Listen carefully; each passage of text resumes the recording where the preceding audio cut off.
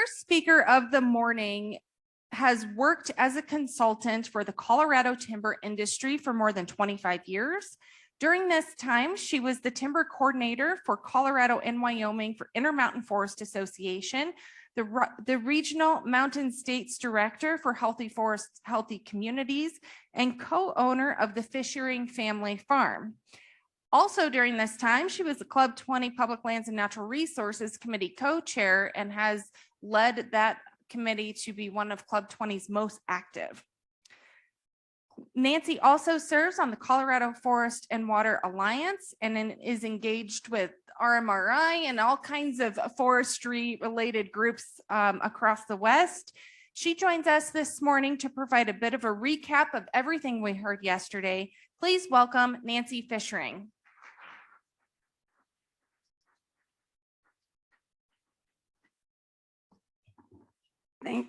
Thank you.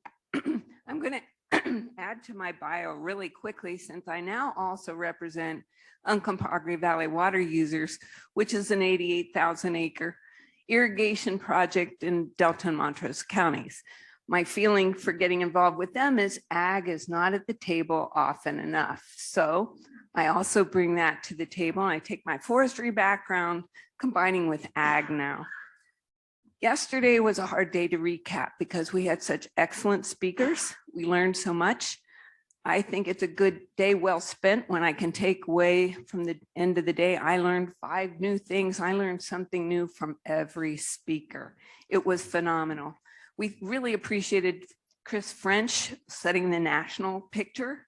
When you can finally get your head around, I was talking to a water provider that said, we never used to talk about watersheds when we go to forest meetings. And now we have them getting their head around 53% of the national water supply comes from forests, 43% comes from national forests. That was a key point to kick off our day.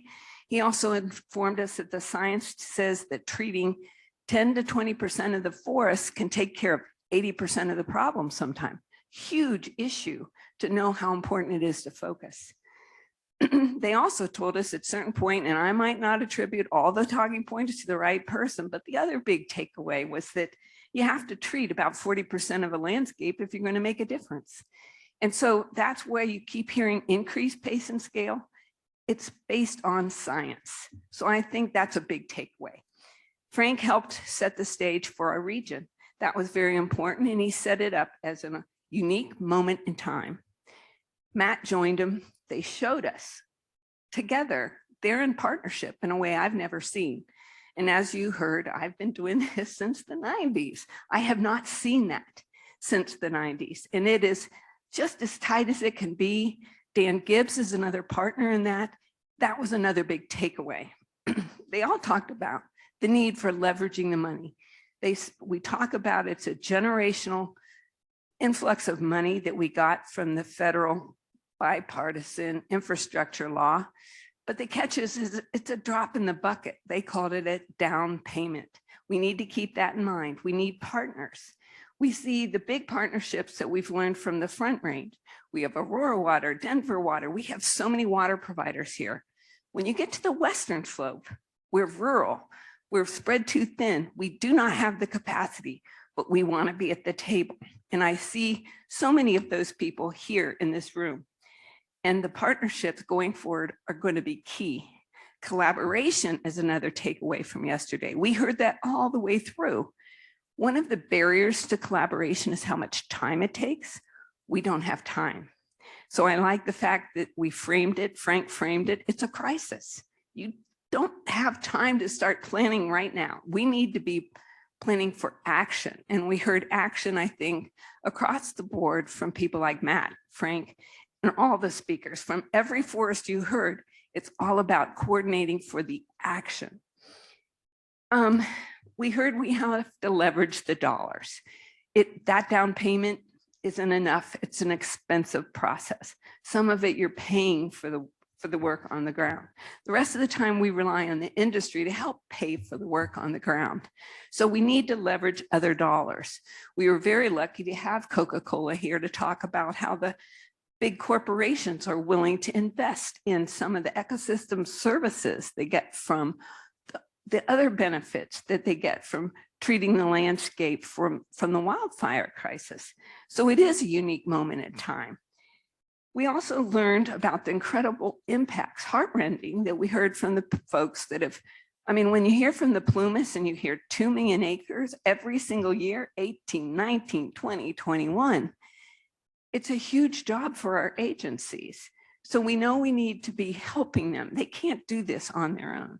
And we learned that, and look at all the different interests that we've gotten at the table. One of the big takeaways for me wasn't just from hearing the speakers, it was from hearing the conversations in the hall. Now we need to do this. We have soil conservation districts, we had the wildfire councils, we had NGOs, we had county commissioners, we had water providers. It was a very dynamic feel here that there's things to be done, there's action that needs to be taken, but that we learned incredible amount of information and how much impact there was to the communities and how much it costs. And the money doesn't cost just fighting the fire. It still occurs until you've recovered from the fire.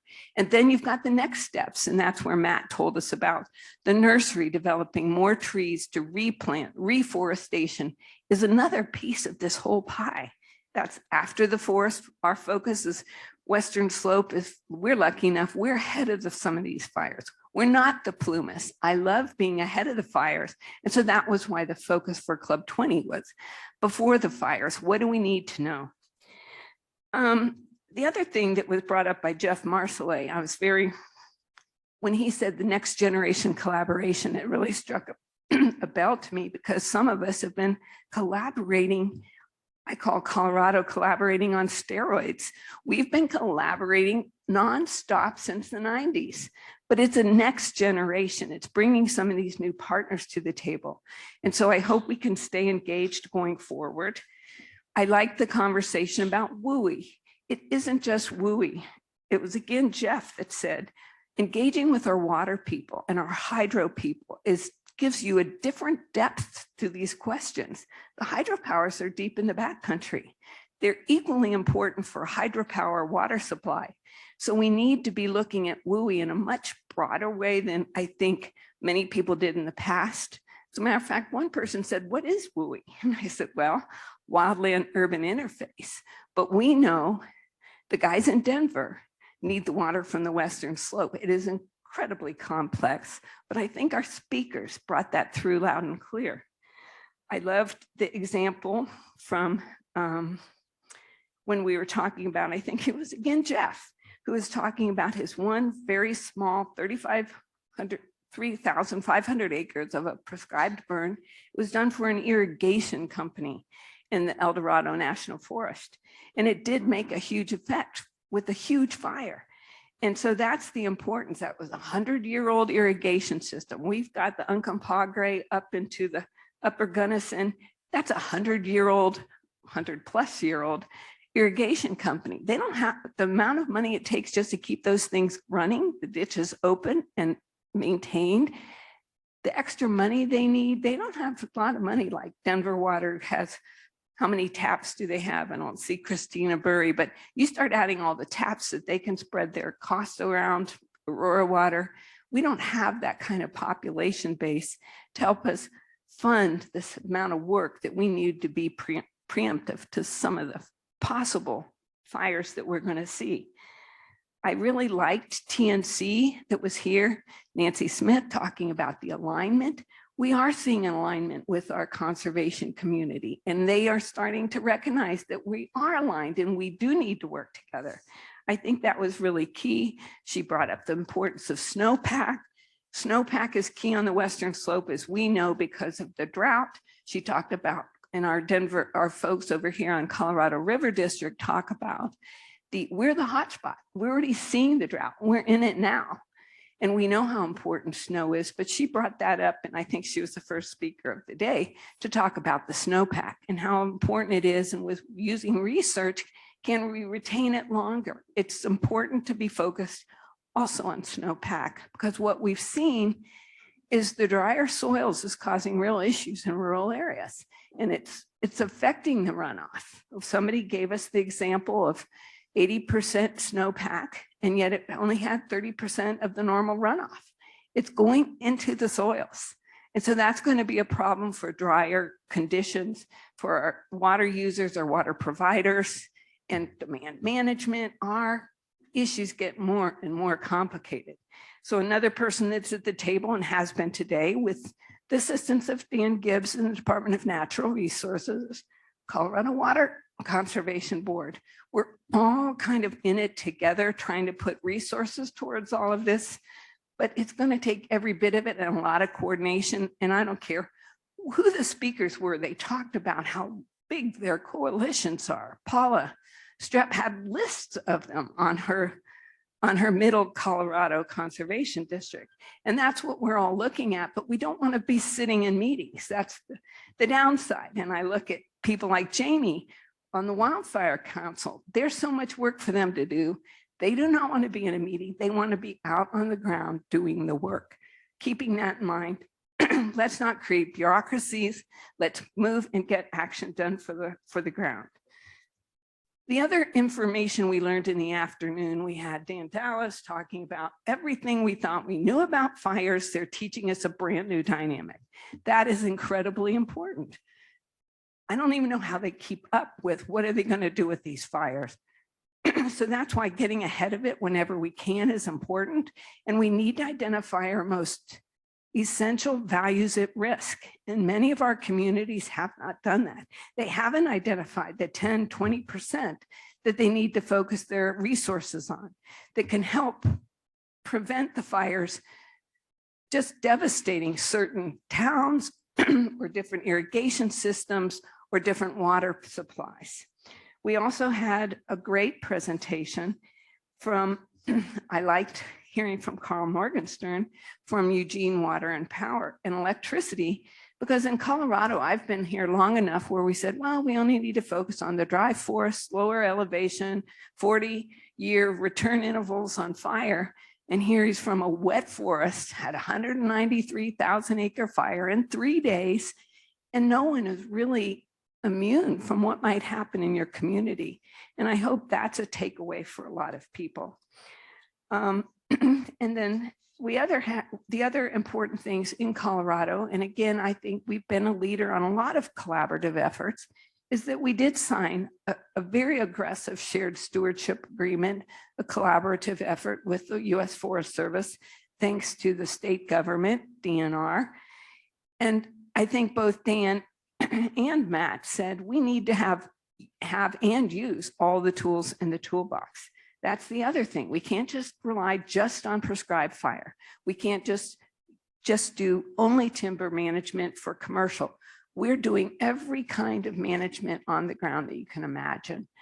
And some of it's more expensive than others, but we need to be working together on all of that. And I think Dan made that comment.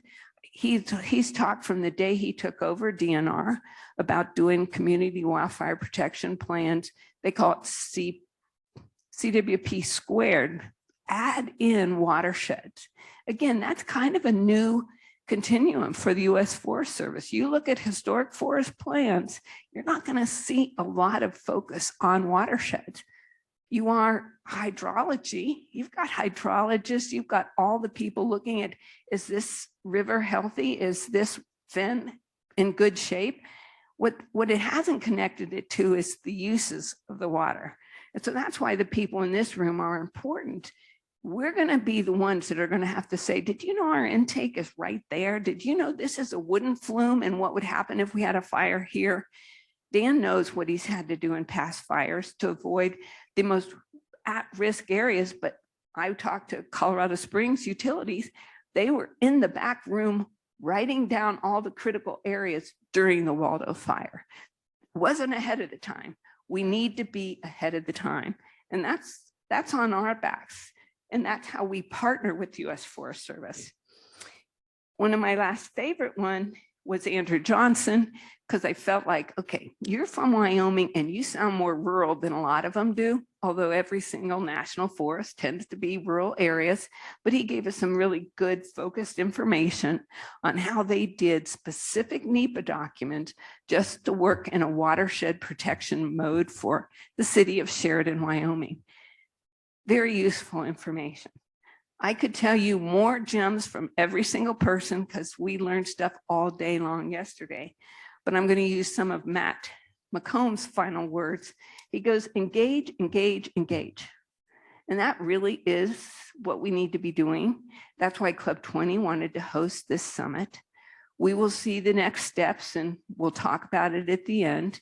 Anybody that wants to join, you're welcome to join us. But we do town meetings. If we need to drill down into one area, we'll host a town meeting over lunch. We do very similar activities to the Colorado River District. They do water for lunch. They have a news feed. And I think those are the tools that help all of us learn as we're all learning together. So those were my favorite takeaways. And I had pages and pages I could have picked up, but you can't recap that much information that we got in a very full day with experts from across the US. The key of hearing from California, Wyoming, Nevada, we're going to hear from Arizona. It's very important to be learning from everyone else as we're picking up and we're running with it. We're not going to start planning. So thank you very much. I hope you all enjoyed it. I thank all of our sponsors. Again, we needed Coca-Cola corporates at the table. We need to engage them because it's going to take some of their contributions. And it's easier, I think, for them to do it on the Front Range. There's a very large presence. There's people at those organizations that are always there that can teach you. On the Western Slope, we're going to have to work a little harder to engage for the corporate money. And so I really appreciated that they thought it was important enough to sponsor this conference because we need every one of those sponsors to be engaged in one way or another.